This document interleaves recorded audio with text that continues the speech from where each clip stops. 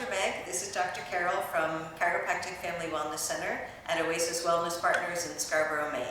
Welcome back to our YouTube channel.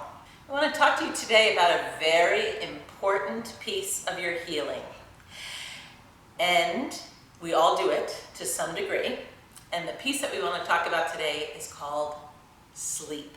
I want to just personally say that having twins and then another baby and working, it was pretty much what I asked for every gift that my husband would ask me that I wanted. For Christmas, for my birthday, I said I wanted to go to sleep until I just woke up naturally. And he was like, well, that's not happening. And truly, looking back on those days, I am awed, as we are mothers and parents, I'm awed by what we can do with the amount of sleep that we get. And I think I've also learned, watching my dad, who has passed, as at the end of his life, he didn't have a lot of sleep, a lot of days. And when people would ask him about it with this very forlorn look on their face, he would say, I'm at peace with it. I wake up, I read, I pray, I go back to sleep. And he never felt angst about that. And it was something I've really taken to heart. But I know physiologically that deep rest is critical for your health and healing. One of the things that I talk about a lot of times with people is people say, well, things happened to me when I slept and I woke up like this. I heard, it happened while I was sleeping. And I used to think to myself, that's crazy. I'd say, well, it was your body healing. There is no better time than when you are resting to have your physiology reset and also have your nervous system talk to you when you come into the wakeful world and the conscious world about what your life has brought you to that point. Sometimes I go to bed after a good workout or a yoga class or something and I wake up and I'm like, interesting. What happened as my body healed? Posturing, people say sometimes, is it really important the position I sleep in? Like, I know you shouldn't sleep on your stomach. I have come to feel myself and see with people in my practice or in our practice that it depends. Different postures are good for different people. One thing I do know is if you're finding something during your sleep that's not restful, change it up. I often say to people, when was the last time you rotated your mattress?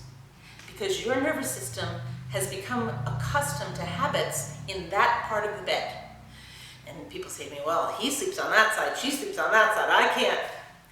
It's a new adapting piece. Rotate it and see what your nervous system begins to appreciate after.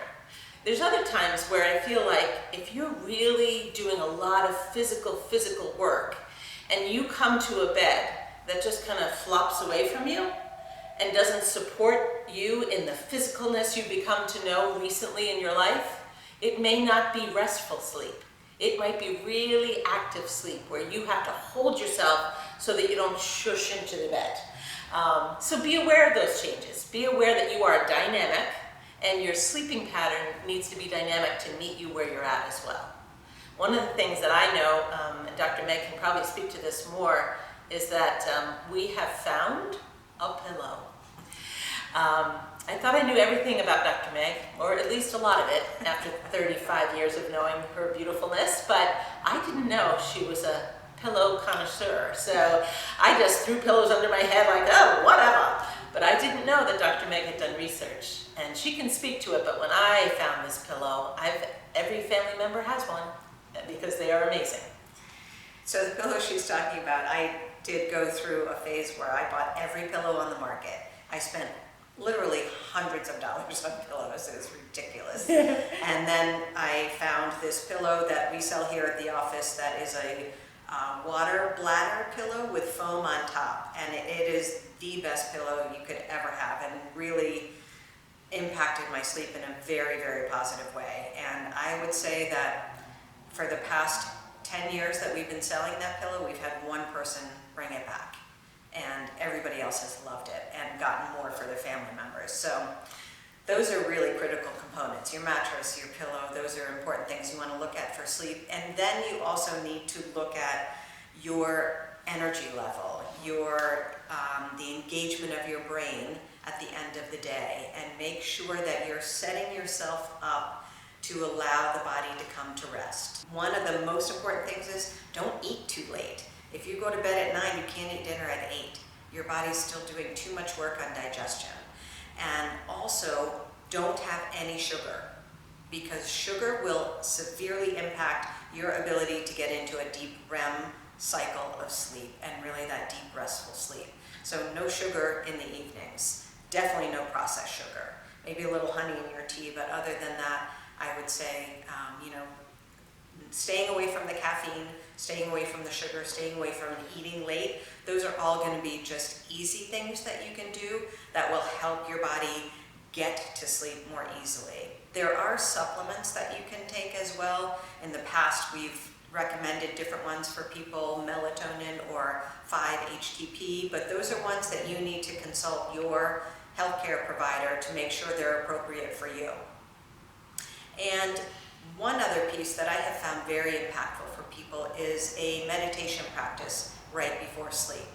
I have a sheet that we will include on here. It's a gratitude and meditation practice for the end of the day that really allows your body to go from like, I have this to do, this to do, this to do, and tomorrow I'm doing this, this, this, and this. That sort of revved up kind of energy of the day, and I didn't get this, this, and this done, so I had to really think about that while I sleep.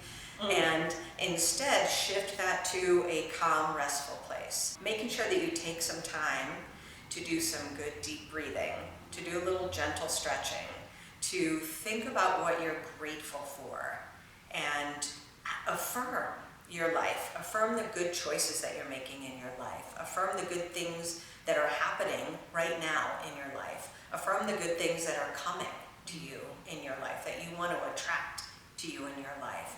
And really focus on what that feels like in your body as you experience all of those affirmations and the gratitude for the amazing life that we have. And you can listen to music in the background. There's lots of meditation apps that you can use as well.